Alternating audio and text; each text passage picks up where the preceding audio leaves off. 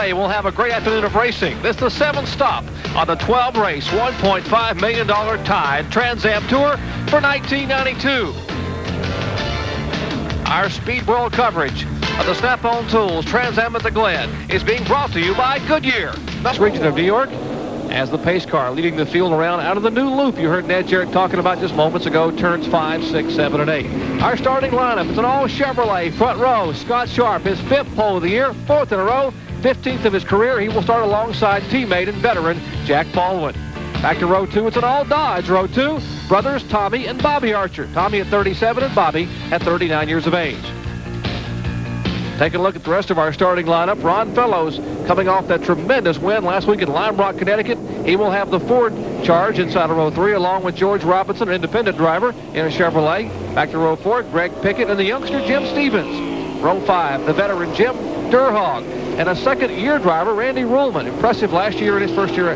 Also, row 6, Deborah Gregg. Remember her efforts we had on ESPN at Des Moines? Back to row 7, Donald Sack and Jerry Clinton.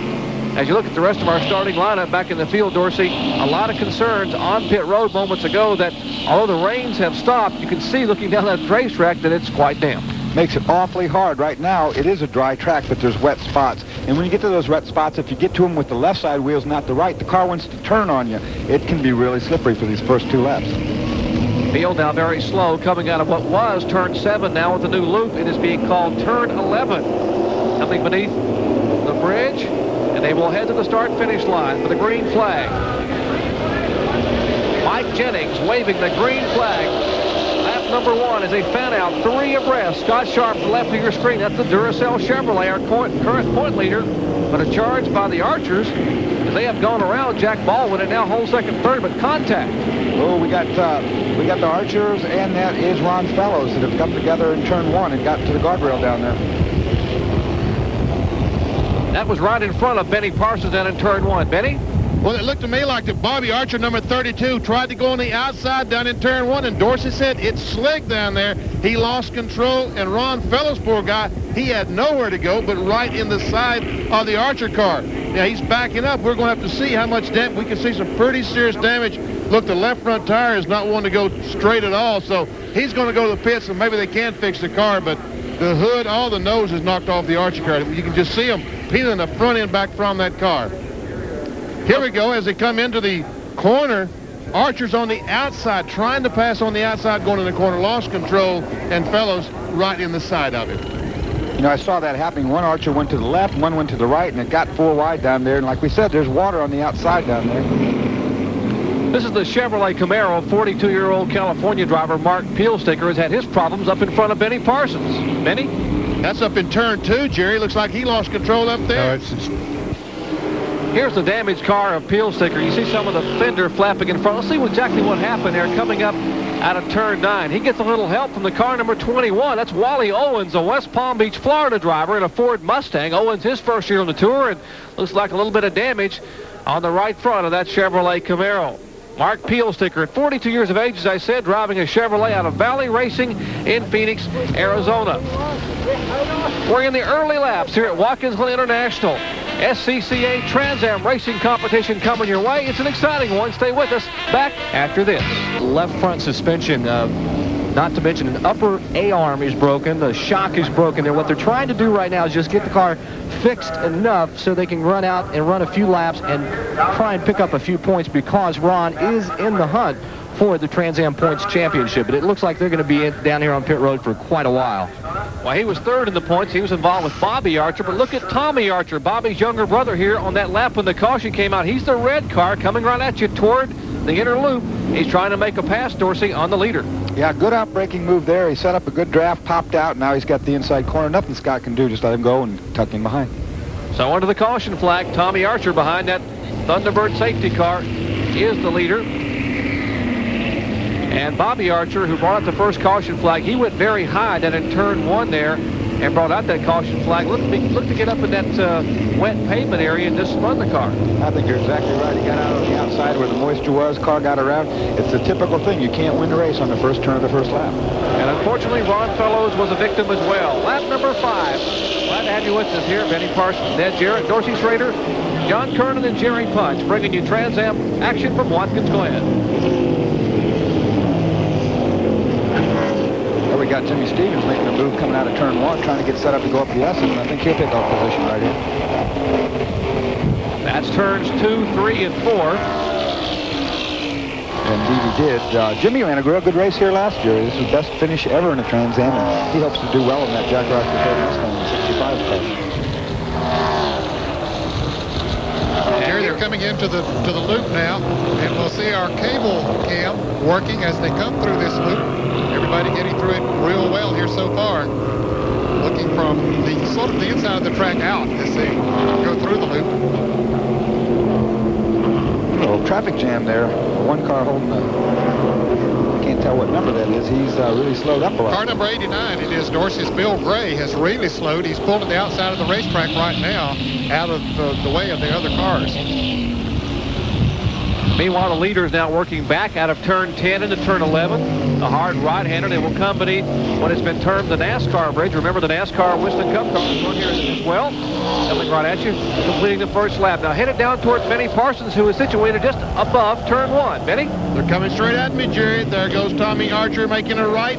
If he went straight, he'd run into him. Thank goodness he didn't make a right.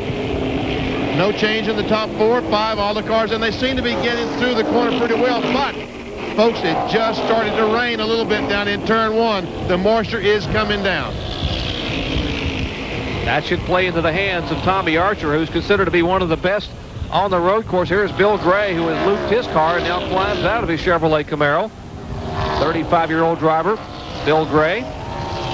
And that doesn't look like it's in a very good place at all, because it's right along the curbs there, which means the cars usually are running right there. Archer did not make the loop. He came straight through the pylons, and now he's sitting there. I don't know what the penalty is, fellas. I didn't ask. He's got oil. He's got bumped oil. an engine. It looks like, Ned, looks like oil behind the car. Okay, well, he just came right straight through. Yeah, I can see there is some moisture behind the car. So he's out of harm's way because that's not part of the racetrack anymore. Let's take a look at it as he comes off of turn 4. Everything looks fine right now and then all of a sudden he just goes straight. Apparently the engine did let go as he started into the loop, and rather than try to make a turn with the oil coming out under the wheels, he went straight. Good, smart move. And it's not been a good weekend for the Dodges here. We've just seen Bobby Archer taken out on the first lap. Bobby had blown an engine on Thursday. Joey Arrington building the engine to be the driver, but they have certainly had a tremendous year, already having won in Trans Am racing. And now Tommy Archer, the early leader, calls it a day. His car rolling to a halt up beside the inner loop. John Kernan, have you got some information on the Archers?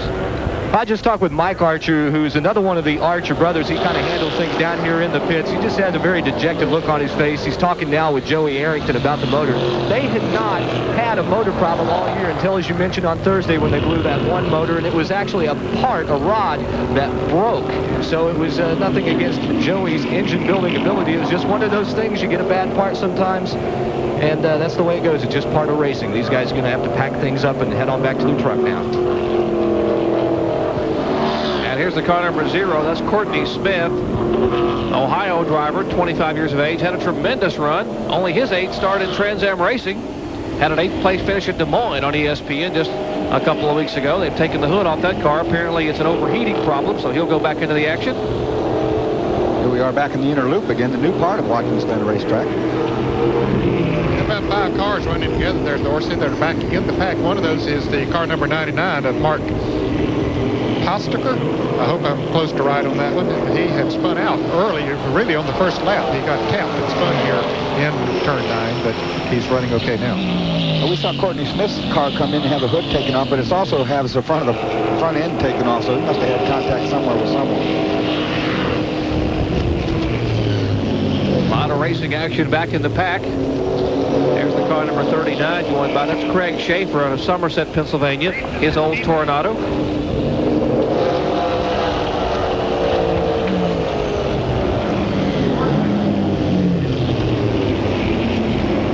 Deborah Gregg, remember our Trans Am event at Des Moines? What an outstanding effort she had in the car number 2. That's the turbo blue Chevrolet Camaro. Tremendous effort for the 36-year-old Atlantic Beach, Florida driver. And back up front, the teammates. Now, we mentioned they are teammates off the racetrack, but on the track, they are fierce competitors. Scott Sharp, the Duracell driver, just 24 years of age. He'll be making his Winston Cup debut. There we see George Robinson in third place, right behind him Jimmy Stevens, and once again having a very good run. A part-time Trans Am competitor, Jim, still in school, I believe. He's a senior, a marketing major, Jim Stevens, at Western Michigan University up in Kalamazoo, Michigan. He had an 11th place finish in Detroit, finished 5th in Des Moines on ESPN. Plans to run here this weekend at Watkins Glen, then run Road America and Mid-Ohio. His only events here for 1992. Good effort for Jim Stevens and a Jack Roush, previously owned Jack Roush Ford Mustang. Well, with the Buzz McCall racing efforts, 1 and 2, that's our leaders, Scott Sharp and Jack Ball. We'll be back with more from Watkins Glen after this. SCCA Trans Am Racing, their 7th stop on a 12-race tour. And 24-year-old Scott Sharp picking up where he left off a year ago, leading the field here as he won this event last August. The top 5, Sharp the leader. Jack Baldwin running in 2nd position.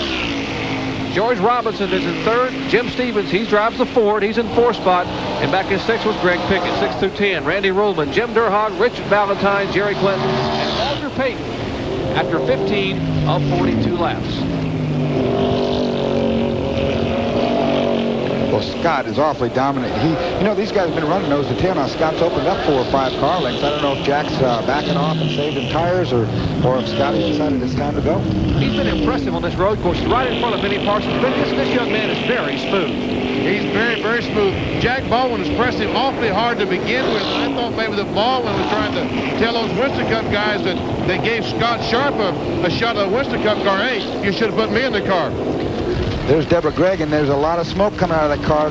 She talked to me this morning. She blew a motor. It was a 335 cubic inches. This is another motor that she borrowed, 310, and it looks like it's her. And tough break for the team that Charlie Seelix has been handling for Deborah Gregg. Charlie Seelix is a longtime car builder, and she makes that right-hand turn and slows as she gets toward pit road. After an outstanding 4th place finish in Des Moines, her best finish of the year, she comes back here on ESPN and now has trouble on pit road.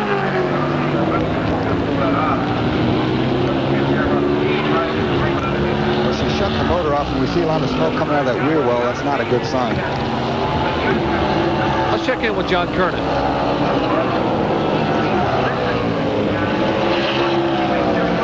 Guys, I tell you what, down here on pit road right now, it's starting to rain just a little bit. So everybody's putting on rain slickers right now. They're watching this big cloud that's kind of moving toward the track. Now, if we do get enough rain, like we told you earlier, they will be switching to rain tires. But the good part about it is that the SCCA will red flag the race, bring everybody in, and allow them enough time to change over to rain tires. So it's something to keep an eye on, the weather. You see that windshield wiper now working on the front of Scott Sharp's Duracell Chevrolet Camaro as he's starting to be pelted by some raindrops. No wiper yet working for Jack Baldwin. Dorsey, I got to ask you, among these drivers, I'm being told that Jack Baldwin may be the best when it comes to rain. Well, Jack's had a lot of experience, and he's been running over 20 years, and he's run a lot of times in the rain, so you can't count him out. But Scott Sharp lives in Connecticut and has always grown up there, and it rains a bunch in Connecticut, too, and I've raced Scotty in the rain. He knows what to do. He's going to be okay, I believe. It's surprising to me, though, he's got the windshield wiper on. As they come up the straightaway at 160 miles an hour, the windshield clears itself, unless it's raining a lot more somewhere than what we're seeing. It's raining pretty good over here in turn 9 and through the loop area, and I expect he's getting a good bit of water on the windshield when he comes to that area. Field working out of the loop there. You see, that's Tommy Archer's car that blew an engine earlier in the afternoon. They just left it sitting there because it was easier. It was out of the harm's way and away from the racing surface. Field now coming back toward turn 1 in front of Benny Parsons. Good battle. It's a good battle. Walter Payton has got by his teammate, Jerry Clinton, and he seems to be going on to the front. He likes it in the rain, guys. He used to playing football in the rain. Why not race in the rain? I saw him in the garage area introducing himself and being introduced to a lot of the Winston Cup drivers. And he told me, he said, I'm like a kid in a candy store. He said, seeing these stars out here. I said, what are you, man? You're a star? He said, yeah. But said, these racing stars, said, boy, they said, they are really great. But you know, the Winston Cup drivers were just as thrilled to meet him. 10 times an All-Pro in his 14-year career in the NFL. NFL's all-time leading rusher. Talking about Walter Payton. Driving the car number 34. Trans Am Racing. Now, right now is when you start really having to be careful because it's starting to rain hard enough now. The track is going to get slippery, and you got to feel it out. These guys are all on slick tires, no treads on these tires, so they can't dissipate any water. They're going to have to be careful. Randy Rubin has spun down in turn 1, and you're right. It's getting slick out here. He just came in the corner, and around he went, Dorsey. Yep, that's what I was afraid of. You know, it's not going to take much moisture on this track, and it's going to slicken up like you can't believe. And these guys are on slick tires. It's a handful of a car right now. Randy Ruhlman, 32 years of age, and a second full year on the tour, driving a car that's owned by Greg Pickett, team car to Greg Pickett, 1992 Chevrolet Camaro. There's Ruhlman, who's got. And we had a little spin down here. Walter Payton, he got a little bit over his head, down in turn 1, did a 360, put in first gear, and away he goes again. That's just what we're talking about. We can start watching. Actually, Ned, up by you, that's the worst place. When you go up this straightaway, you can still run 160 miles an hour in the rain, but when you try to slow the car down for that new inner loop, boy, it can be a handful, and I expect it's going to get slippery up there soon. I expect it will, but they are being awfully careful right now, Dorsey, coming in to the loop as we see Scott Sharp coming in there now. Jack Baldwin staying right with him as they come through there, but they're more or less tiptoeing through there. Yeah, these cars have over 600 horsepower, and with that kind of horsepower and on slick tires and a little bit of moisture, it's a real problem trying to put that foot down on the gas and not get in trouble. They weigh 2,550 pounds. You heard Dorsey mention they are over 600 horsepower, 310 cubic inch engines.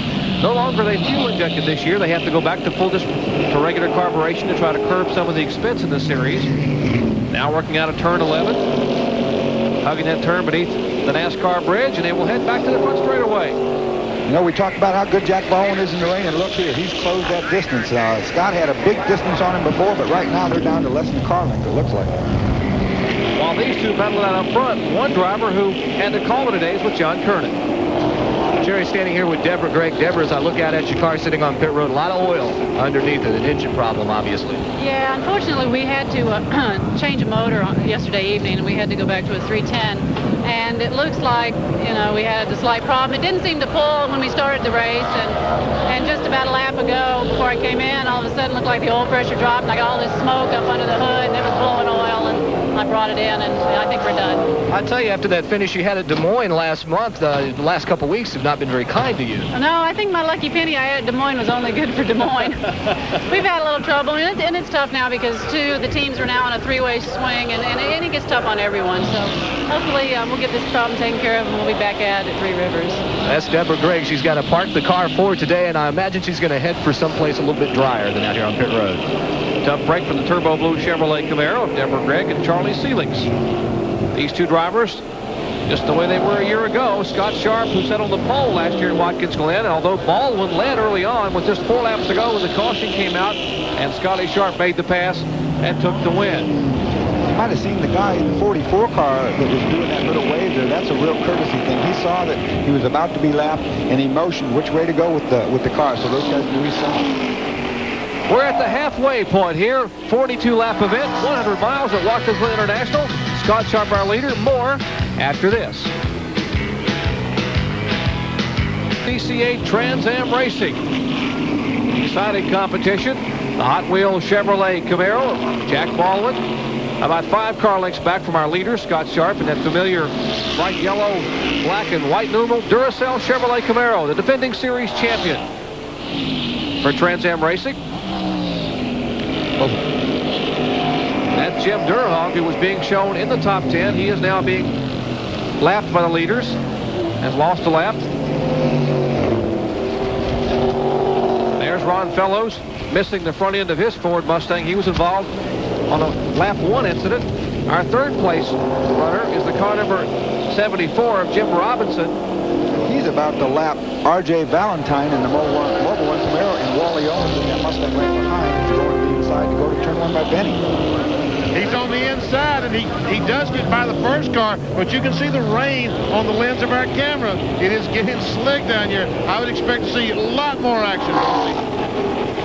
George Robinson, who won his only Trans Am event a year ago on ESPN in Des Moines, had his best finish of this year at Detroit. He finished 5th in Detroit, coming off a 6th place finish at Lime Rock. Well, R.J. Valentine moved over to let George Robinson by, and Wally Owens saw it tucked in, and he just picked up a position. He just gave that one away. They're heading heading up toward Ned in the inner loop. And they're getting through there surprisingly well today, Jerry. Just about everyone has adapted to that inner loop or either respected it. That might be a better way to put it. They're really slowing down, especially since it started raining. They're tiptoeing through that corner, but everybody getting through it well. Mentioned George Robinson. His car is sponsored by a company he owns, 74 Hunting Ranch Resorts, 27,000-acre ranch near San Antonio. That's Jim Stevens we're looking at right there. He's right behind, trying to take that position away from George Robinson. That's third place with him. They're coming right at you, Benny Parsons. There's Robinson, and about 15 car lengths back is Stevens. There we go. Robinson's just going through the corner. Here comes Jim Stevens. And I don't know, there's probably about a second and a half between the two cars. They come out of turn 1 and will head through the S's, which we call turns 2, 3, and 4, up the hill.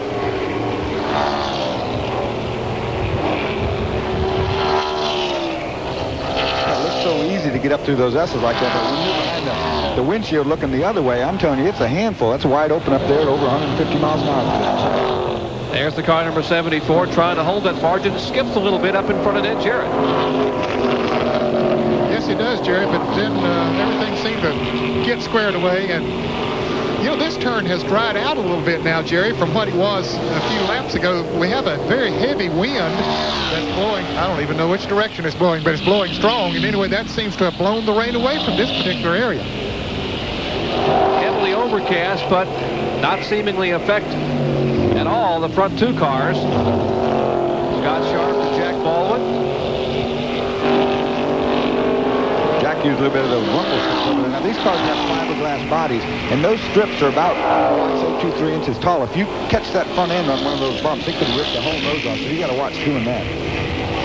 Remember, Scotty Sharp has already won twice this year. His wins coming at Mossport and Des Moines. Jack Baldwin yet to go to victory lane. Has 3 consecutive second-place finishes the last 3 times out.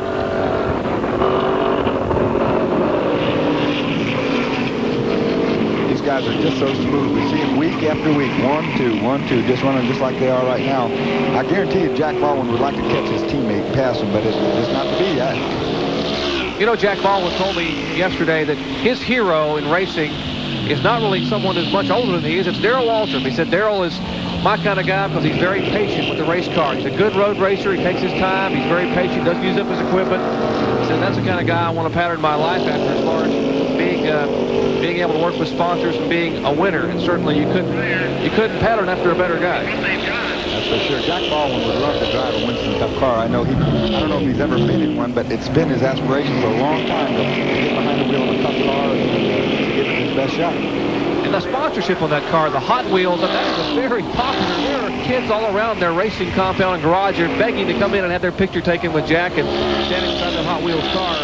Certainly it has caught on in a hurry here in Trans Am Racing. I think that's a package that Jack Baldwin himself put together for his car.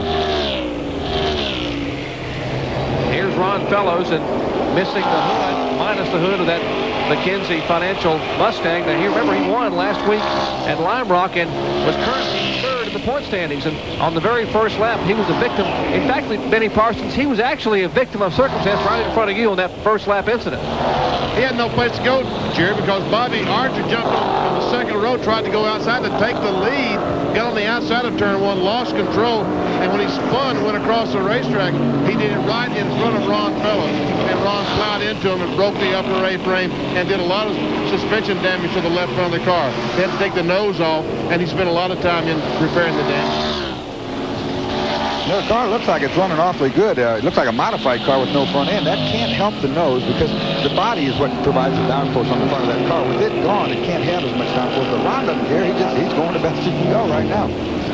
Only his second full year in Trans Am Racing. He heads out of turn 9. I think at turn 11 he's coming out of. And you see how quickly he's running. He is not lost any ground at all to Jim Stevens, who's the 4th place car behind him. In fact, he's beginning to pull in, it seems, on George Robinson.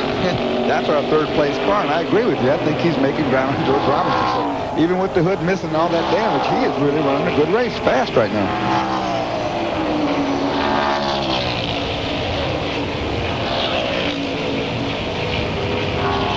There's George Robinson, the car number 74. Jim Durhog in the car number 40 to the left of your screen. Now Robinson, the third place car, that's the white number 74. Then comes, of course, the lap car. Behind him, that is the damage machine, Ron Fellows. There's Robinson. There's Fellows left on the inside of the car number 22, Jerry, of Peter DeMond, as they came into turn 9. DeMond gave him plenty of racing. A lot of courtesy among these guys, Dorsey. When they see somebody coming up on it, they come up to lap them. They move over and give them plenty of room. Yeah, they do. In fact, we did saw somebody go over a little bit too far to let the leaders go by. Right down by Benny, and Benny, he almost lost it. He almost lost it. The 76 car, Jerry Simmons moved over for Scott Sharp to get by, and you're right, almost lost control. And now we see Jack Baldwin hung behind the slow car trying to get by. That's Donald Sack he's hung up behind right there. And boy, I tell you what, they're loose. That's Donald Sack got loose coming off that, moving over. And Scott Sharp has a little bit of breathing room now as the second place car has gotten thrown in some heavy traffic as laps are winding down here at Watkins International. The third annual Snap-on Tools Trans Am at the Glen. Back with more after this. Here's the excitement of SCCA Trans Am Tour racing. Collect the new Trans Am Tour cards now and join the excitement. Order your 100-card Trans Am Tour set now. $25 including shipping and handling to Aaron Max Cards, P.O. Box 750, Buffalo, New York, 14213. Or call 1-800-461-6354. Have your Visa or MasterCard ready. Back at Watkins Glen International Raceway with Trans Am Racing. Talk about a rough day. Take a look at Mark Peel stickers. His Chevrolet, what's left of his Chevrolet Camaro. That's the windshield wiper that's waving to you from above. The part of the door is missing. What do you mean part of the door? He doesn't have a door. You're right, Benny. No fenders, no door, no bumper. And now he's minus the windshield wiper. Well, that'd be tough enough on a sunshiny day, let alone on a rainy day. But he's got a clean roof. Oh, what an afternoon here.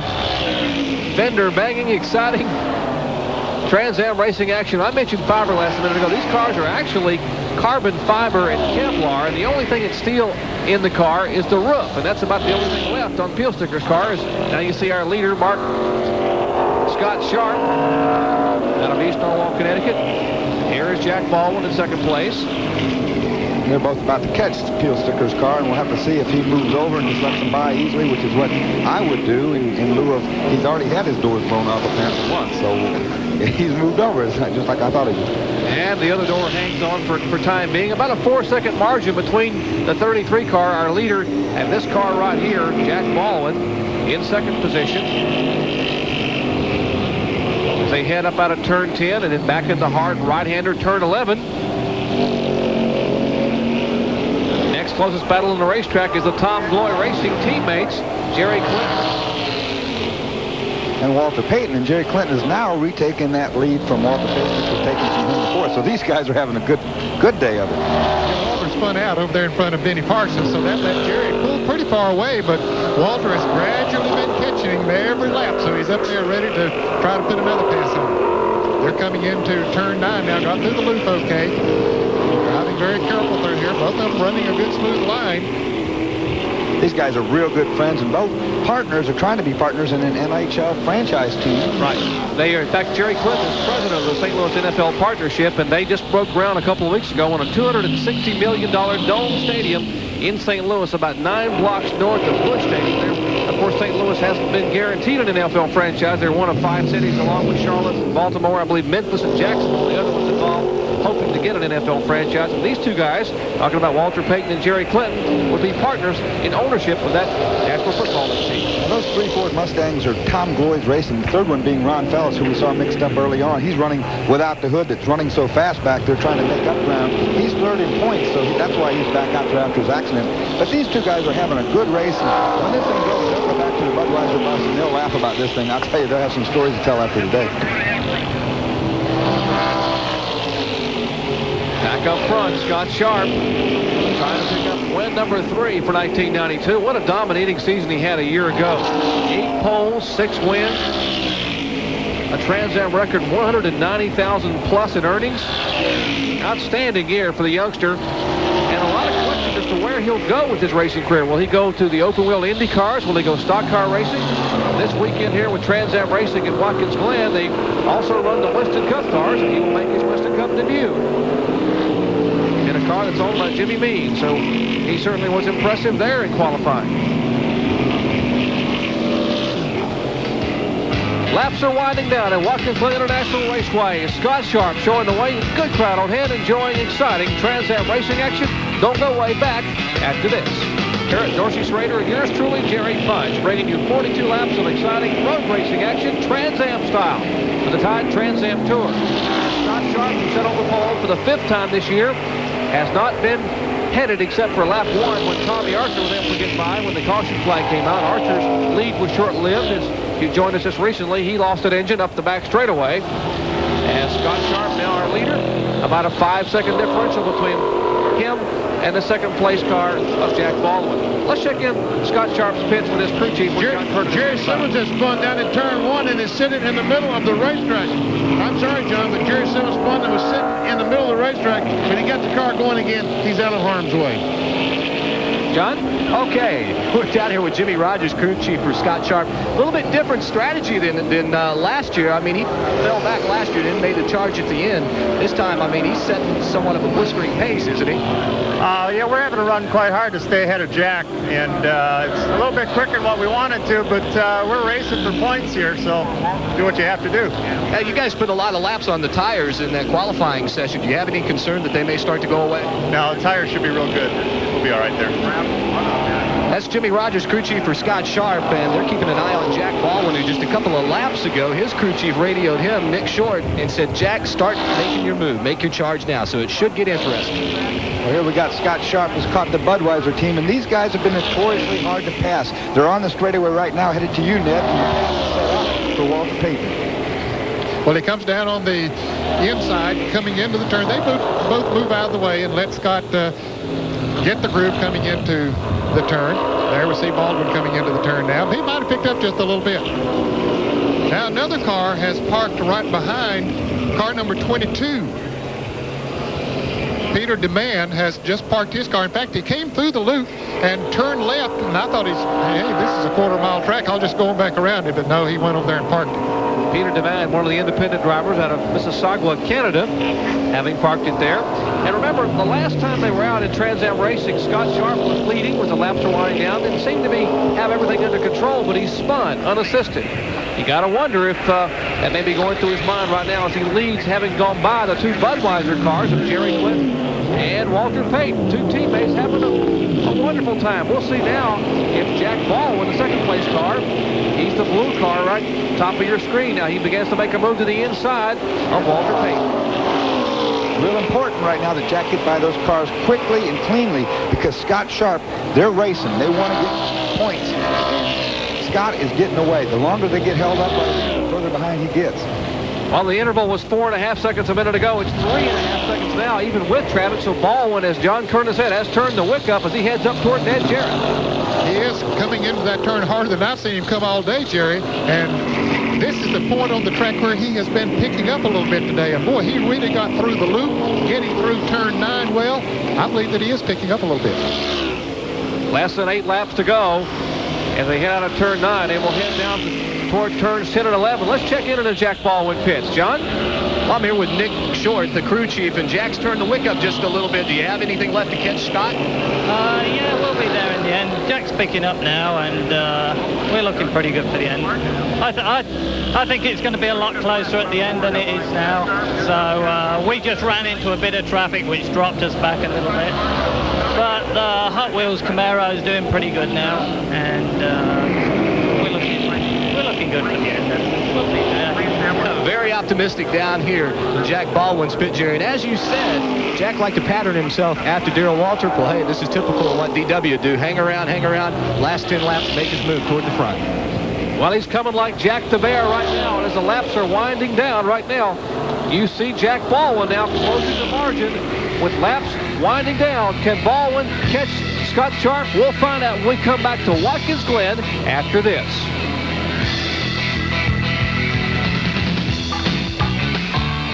As he goes over the ripple strip, now heading to the S's. Can he catch the Duracell Chevrolet driver and his teammate, Scotty Sharp.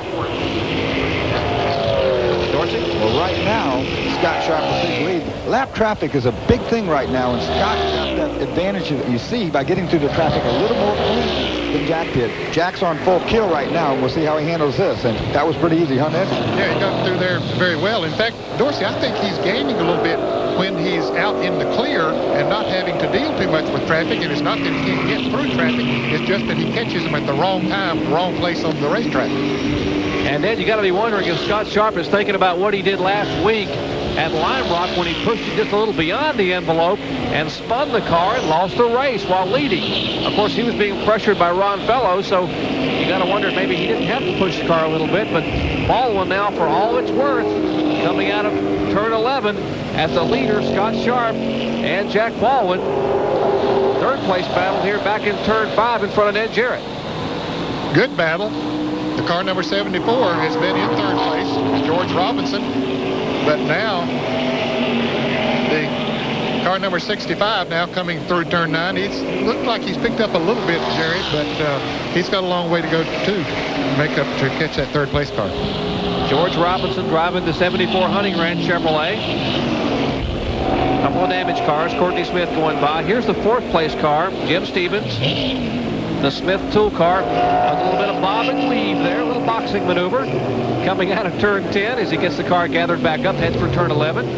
You know what's happened there? We saw the back end start to hop, and what's happened is that they're almost out of fuel. The rear tires are pretty much wore out. He's got too much rear brake right now. He should be dialing more front braking. That back axle starts hopping like that, and it'll turn you. And we saw that little jump right there that the car did.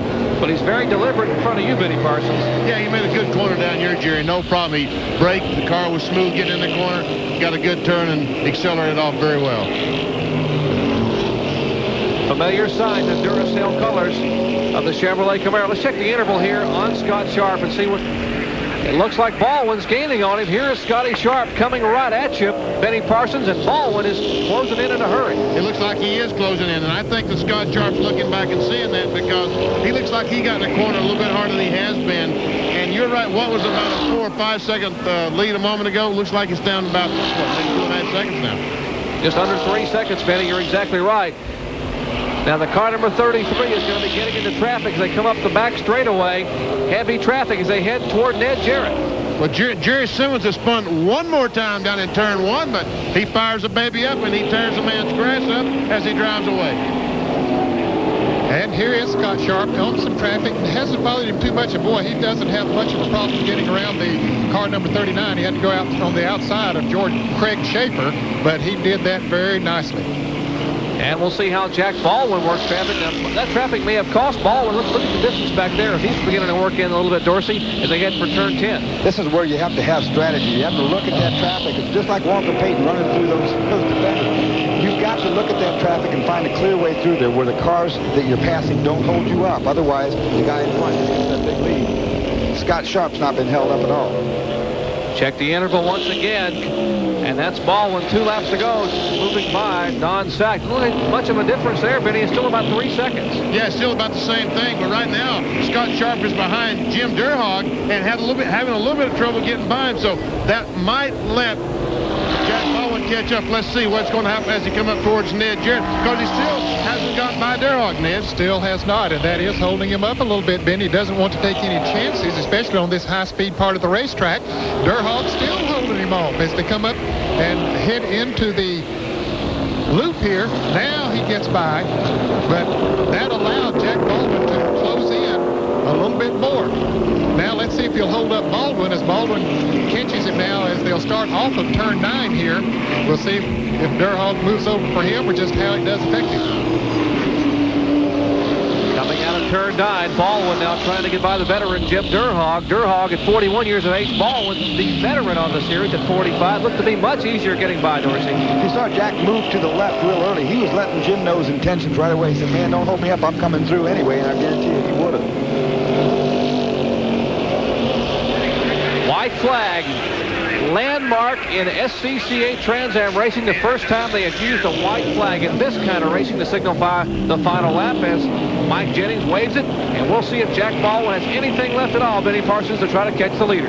Well, he's gained a little bit, but he's got a long ways to go. One thing that might help him, it has started sprinkling rain one more time. We've had rain off and on a couple of times, and right now it's sprinkling again as we head towards Ned. Fellas, the third place car is in trouble. He just got spun out here in turn 9. George Robinson trying to get the car going again. He and the car number 76 of Jerry Simmons tangled in this turn. And here comes Jerry Sharp through the loop. Getting through, I said Jerry Sharp, that's Scott Sharp. I don't know why I want to call him Jerry. Baldwin might have gained a little bit, but fellas, I think he's going to run out of time before he is able to catch up. Well, there was George Robinson. He's finally got going again as the leader, Scott Sharp's going to encounter a little bit of traffic. Last chance for Jack Baldwin if he's got anything to go. And here, boy, we got a big spin. Right in front of Sharp, and Sharp tags him. And here comes Baldwin, who will be able to go around. Oh, my goodness, here with less than a quarter of a mile from the finish. Scott Sharp had nowhere to go. Robinson spun, and looks like Jack Baldwin will be able to get his first win of the 1992 season. He takes the checkered flag, and can you believe it? Scott Sharp snake bitten for the second week in a row. And there comes the damaged Duracell Camaro. And the crews there, there's... And what a finish. Can you believe that? That was George Robinson who had just got in trouble, and here we can see it. They come off the corner. They're coming down this way. Listen to what this sounds like.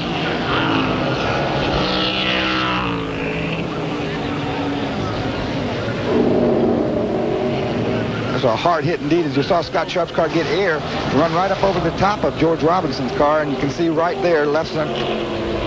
Scott Sharp, unbelievable. He just can't believe what happens. He moved to the outside, thought Robinson's car was going to loop and stay to the inside. It came around, and in George Robinson's defense, he had no way to steer the car. The car was out of control. And there is George Robinson. He can't believe it either. Unbelievable finish. We'll be back with more from Watkins Glen as Jack Baldwin's our winner after this. Okay, so why is it the only thing we have in common with these?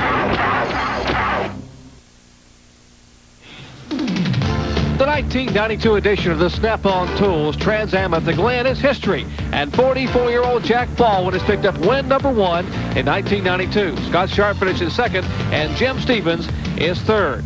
Our Speed World coverage of exciting Tide Trans Am action being brought to you by Pringles. So fresh, once you pop, you can't stop. One driver who didn't have to stop is standing by with John Kernan. Jack Baldwin climbed out of the car, big smile on his face. I tell you, if anybody was due a break, you were due one. You hung in there, and you finally got it at the end and took advantage of it. Well, I tell you, we ran hard all day. You know, we run along with Scott. The car, my Hot Wheels Camaro, was just fantastic all day. But I got broken traffic there, and we got a space between us. I couldn't seem to make it up. But I figured I'm going to run hard all day because I knew I was due a break.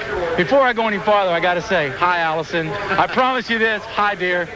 Tell me about the crash and what you saw unfolding in front of you. Well, I saw George go down in the grass, okay, and then he came out of the grass spinning, and I'm watching this real close, and Scotty's looking for a place to go. George got wider and wider. Scotty just ran out of road, and I slowed down and slowed down and slowed down. Of course, I took the open door, you know, and I had 2 of those. I had one in turn 1. That was a close one down there, and I got through that one. I got through that one in the end. But, you know, I never gave up. I said, man, until the flag drops, we've got a chance to win this race. I owe it to my guys and the team, and I'm telling you what, for the Mattel Hot Wheels Camaro, I am a one happy driver. He is, Jerry, indeed. First win this year, second career Trans Am victory. And it couldn't happen to a nicer guy, Jack Baldwin. What a super fellow he is, and an outstanding talent. Top 10, you see Baldwin, Sharp, Stevens, Pickett, and Randy Ruhlman in the top 5. 6 through 10, George Robinson will get a 6th place finish. Durhog, Owens, Clinton, and Walter Payton equaling his best finish of the year back in 10th spot. The points with 5 races remaining. Scott Sharp holds on by the slimmest of margins over Baldwin. Ron Fellows and Archer will remain in 3rd and 4th, but Greg Pickett gains big time, only 1 point back in 5th spot. What a finish for the car number 25, Jack Baldwin, the Hot Wheels sponsored Chevrolet Camaro out of the Buzz McCall Racing Stable. For Benny Parsons, Ned Jarrett, John Kernan, and Dorsey Schrader, I'm Jerry Punch. Once again, congratulating Jack Baldwin on win number 1 for 1992 and saying so long from Watkins Glen.